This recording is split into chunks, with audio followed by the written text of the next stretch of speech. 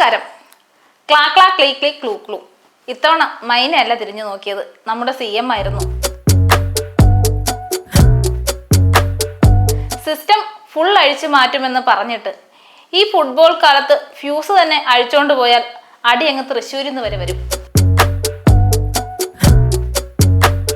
ഈ വൈദ്യുതി തടസ്സമൊക്കെ ചെറിയ കാര്യങ്ങളല്ലേ, നിങ്ങൾ വേറെ വലിയ കാര്യമെല്ലാം ചോദിക്കേ എന്ന് പറയുന്ന മുഖ്യമന്ത്രിയുടെ മുന്നിലെ മൈക്ക് തന്നെ ഒരു നിമിഷം എഴുന്നേറ്റ് നിന്ന് മൗനം ആചരിച്ചു.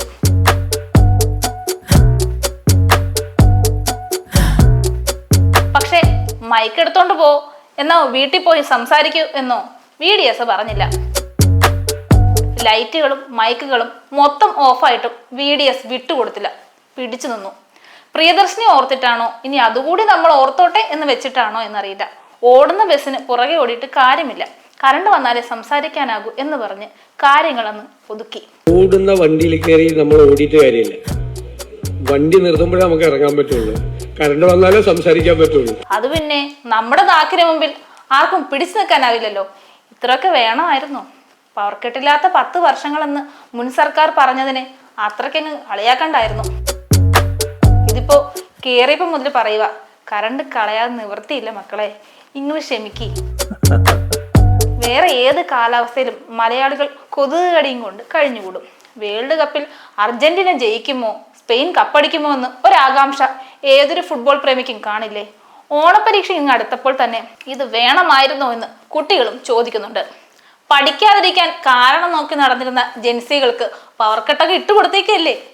ജീവിക്കാനുള്ള മോഹം കൊണ്ട് ചോദിച്ചു പോവുക. കറണ്ട് കട്ടെടുത്ത് കടം വീട്ടാതിരിക്കാൻ പറയാൻ പറ്റുമോ? ഇല്ലല്ലേ. AC ഒന്നും നേരത്തെ വേണ്ട മന്ത്രി സാറേ, കൊതുകടി ഇല്ലാതാക്കാൻ ഇച്ചിരി ഫാൻ ഇട്ടോട്ടെ. നമുക്ക് അഭിമാനം ഉണ്ടല്ലോ, അതുകൊണ്ട് നമ്മൾ കടം വാങ്ങിയ കറണ്ട് നമ്മളുടെ സർക്കാർ തിരിച്ചു കൊടുത്തിരിക്കും എന്നാണ് സണ്ണിച്ചാൻ പറയുന്നത്. ഇന്ദിരാക്കട്ട് എന്നൊക്കെ ആളുകൾ പറയും, നമ്മളൊന്നും കാര്യം വെക്കണ്ട. വടക്കോട്ടുള്ള ലൈനിൽ ചെറിയൊരു പണിയുണ്ട്, ഫീസ് ഒന്ന് ഊരണം. എന്റെ തിരുമൽ ദേവ, ഈ പവർ കട്ട് UP വരാതിരുന്നാൽ മതി.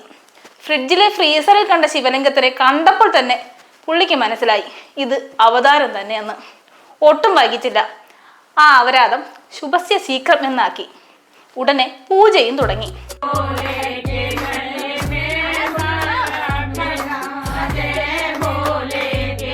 അമർനാഥിലെ ഉരുകിക്കൊണ്ടിരിക്കുന്ന ശിവലിംഗത്തിന് പകരം ദൈവം ഫ്രീസറിൽ പ്രത്യക്ഷപ്പെട്ടെന്ന് പറഞ്ഞപ്പോഴേ അവിടെ ആകെ വലിയ പൊല്ലാപ്പും ബഹളമായി.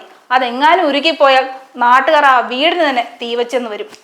അല്ലെങ്കിലും ഫ്രീസറിലെ തീവച്ചുള്ള പൂജ അധികകാലമൊന്നും ആ ഫ്രിഡ്ജിന് ആയുസ് കൊടുക്കാൻ തരമില്ല. ഇന്ന് അർച്ചനയിലും ചെറിയ പൂജയിലും ഒക്കെ ഒതുങ്ങി. നാളെ ദീപാരാധനയും അത്താഴ പൂജയും കൂടി കഴിയുമ്പോഴേക്ക് ഇവിടെ എന്താ ഉണ്ടായേ, ദീപാവലിയോ എന്ന് ചോദിച്ചുകൊണ്ട് ആ വീട്ടുകാർ വരാതിരുന്നാ മതി. ഇപ്പൊ എന്താ ഉണ്ടായേ? എന്തിനാ ആളുകൾ പടക്കം പൊട്ടിച്ചേ? ഇന്ന് വിഷുവാ. എന്തോ UP എന്തോ വരട്ട്, ഇവിടെ ഇത്തരം ഭക്തന്മാരുണ്ടാകാതിരിക്കട്ടെ. അങ്ങനെ ഇനി എങ്ങാനും വന്നാൽ പൂക്കി സർക്കാരിനെ മൊത്തത്തിൽ തൂക്കുമെന്ന് ഉറപ്പാണ്.